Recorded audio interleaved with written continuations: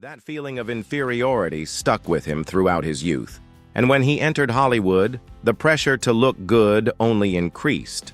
A producer once frankly said, "You have acting talent, but your face lacks the perfection that audiences expect." In 1974, Clifton disappeared from the screen for nearly half a year to renew himself. When he returned on an evening TV show, many were surprised to see that his chin was much slimmer. His smile also became more even and...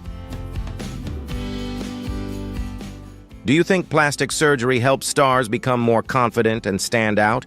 If you think yes, comment number 1. If you think no, comment number 0. Don't forget to like the video and click sub to support the channel to create more interesting content. Donnie Simpson was a nationally recognized face with a bright smile, warm eyes, and charming voice. He was not only famous for his role as the host of Video Soul, but also the friendliest icon of black television in the 1980s. Donnie's image was always associated with closeness and trust, making the audience feel like they were talking to a close friend. However, fame also brought invisible pressures about appearance and image. He always had to maintain a radiant appearance, not allowed to age or show fatigue in public. This gradually became a burden that weighed heavily on Donnie's shoulders throughout his career. Around 1996, some observant viewers began to notice obvious changes in Donnie's face. His eyelids were higher, his jawline was sharper, making many curious and questioning whether he had undergone cosmetic surgery. Although Donnie never officially spoke out, rumors of eyelid lifts and jaw surgery quickly spread among viewers. A former colleague recalled that when Donnie walked onto the set, everyone seemed to step back. They said his smile now seemed pasted to his face, lacking the naturalness it once had. Such reactions created an invisible barrier between Donnie and the audience.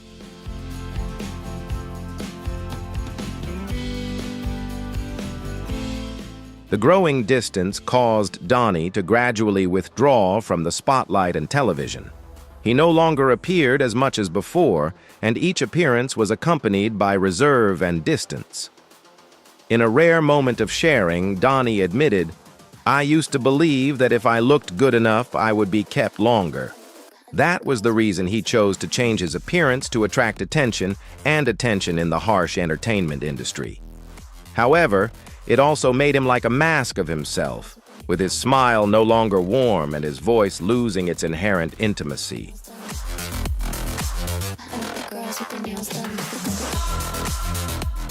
The question lingers quietly in the minds of viewers. Does Donnie regret those changes? No one can answer, but many have felt the loneliness and loss in his eyes. Some still believe that there is no need to change to be loved and accepted. Donnie, despite his different path, remains a poignant reminder of a time when television was real, human, and full of genuine emotion. His image, with all the changes, remains an unforgettable part of viewers' memories.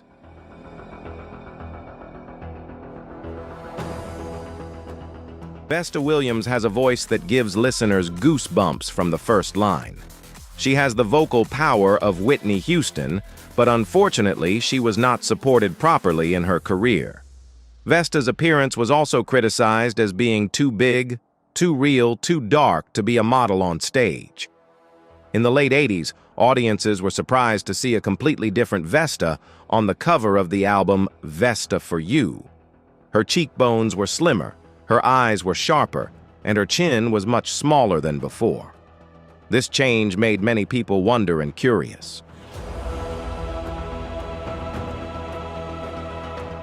Some fans even wrote to her asking, "What did you do to your face?" A stylist in the industry shared that Vesta once said she just wanted to look slimmer and more presentable on television so she could survive. The rapid transformation brought her back into the spotlight, but also left many people feeling regretful about her old image. One journalist commented, "Vesta now looks like a carbon copy of herself." A close friend once revealed that she admitted to having surgery and minor injections to feel allowed to survive in the harsh entertainment industry. I think the girls with their nails done now. Vesta continued to sing and maintain her place in the hearts of audiences, but her image was always associated with trying to be someone else. It wasn't until her death in 2011 that the public began to talk more about her, not because of the scandals, but because of the price she paid for trying to survive in Hollywood. Vesta once confided, "Black people are never allowed to be old, fat, or real. I just want to exist." That statement now has a legacy that is more meaningful than any song she ever sang. Vesta's story is a testament to the harsh pressures that Black artists face in the entertainment industry.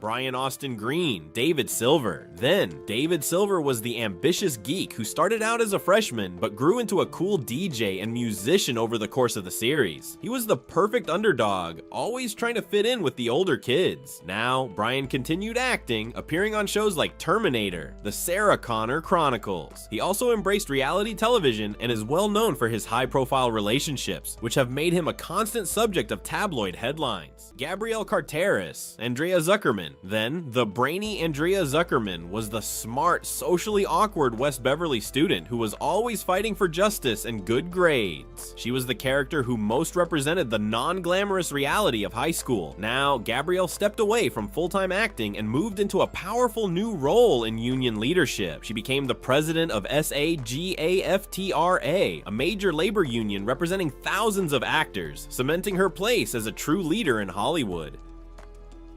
Supporting cast highlights in memoriam. The main cast weren't the only ones to leave a lasting impact. We also remember these beloved stars.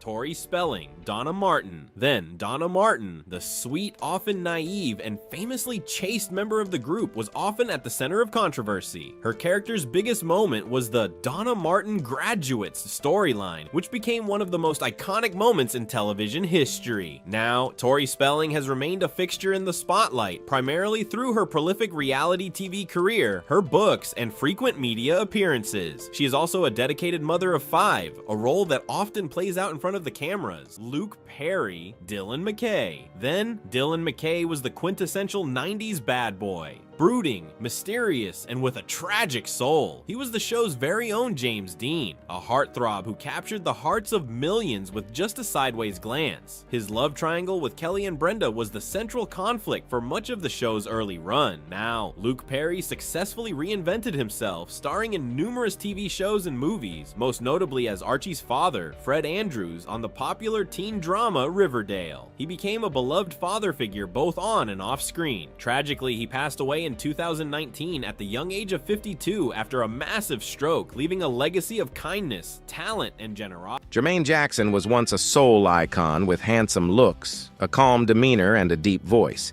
He was the embodiment of masculinity during the Jackson family's heyday. However, as the years passed, Jermaine's face changed in ways that were inexplicable and confusing to many. His nose became smaller, his jaw became sharper, and his skin looked cold and waxy.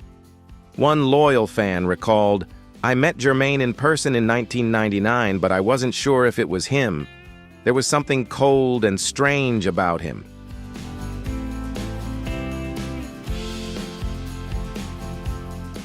There has been no official statement from Jermaine, but the media has continued to question the changes. One plastic surgeon told the press, "There are signs of jaw surgery, rhinoplasty, and light fillers around the cheeks." One Black editor bluntly wrote, "Jermaine looks like a different version of himself, as if he has been pushed out of his past and can't find his way back." Jermaine rarely responds to the speculation. He still tours and performs, but the familiarity in the eyes of the audience has been lost. The change leaves fans feeling lost and alienated.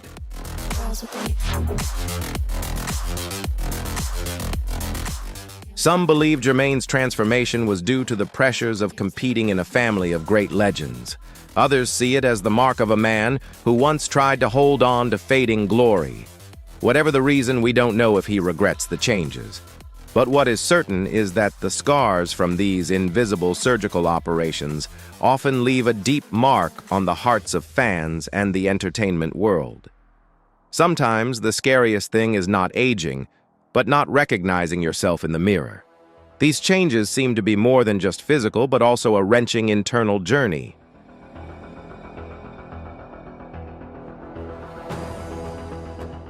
It's amazing that you're still here accompanying each story of pain and regret of the faces that were once icons.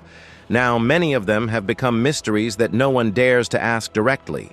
But in the end, what do you think is more cruel? Is it the scalpel that cuts every line on the face? Or is it the eyes of the audience when they are no longer satisfied with the real appearance of a black person? That question still lingers in every heart as a reminder of the price of perfection in the harsh world of entertainment.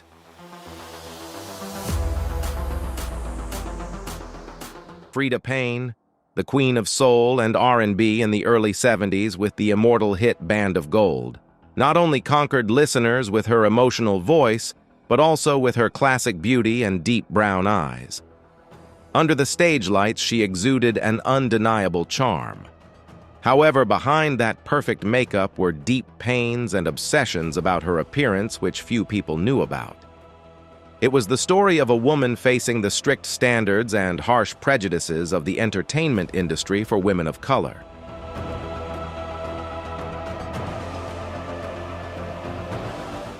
Freda grew up poor in Detroit, where her childhood was marked by hereditary neck wrinkles, a sign of aging that the entertainment industry considered a serious flaw.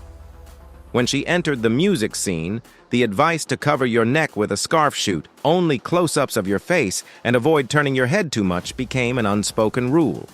Rumors spread, trapping her in an invisible cage of appearance, when the truth was that her music should be heard more than seen.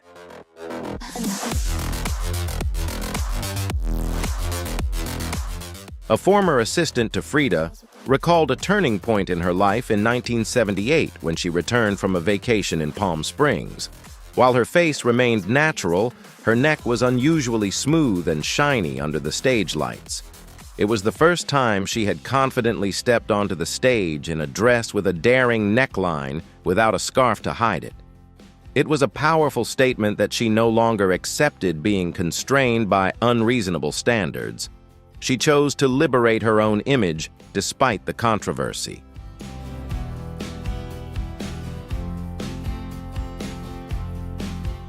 Although Freda never admitted to having undergone cosmetic surgery, her transformation caused mixed reactions among the public and critics. One veteran critic wrote, "Freda now looks like a figurative beauty, but I miss those wrinkles. They are the traces of a woman who has suffered, but still sings her heart out." After that, Freda appeared less in the media, and many people thought she became cold and distant. But to those close to her, she was still the same person, just choosing to be quieter to preserve her privacy and peace of mind.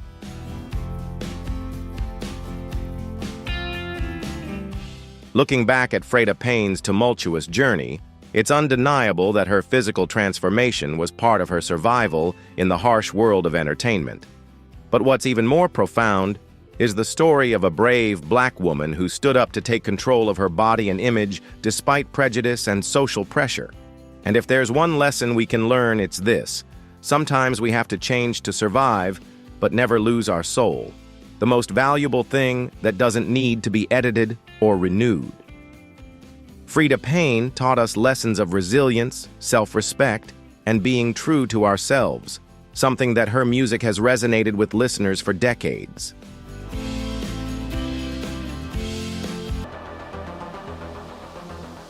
Jason Priestley, Brandon Walsh. Then, he was Brandon Walsh, the moral compass of the show. He was the quintessential good guy, the new kid from the Midwest who everyone could count on. He was the voice of reason in a sea of teenage chaos, and his sincere smile was a constant presence on teen magazine covers. Now, Jason chose to shift his focus from acting to directing and producing. He helmed episodes of the original series and later directed numerous television shows, including the dramedy Private Eyes, where he also starred. While he still acts, he seems much happier and more fulfilled behind the camera, a true artist in command of his craft.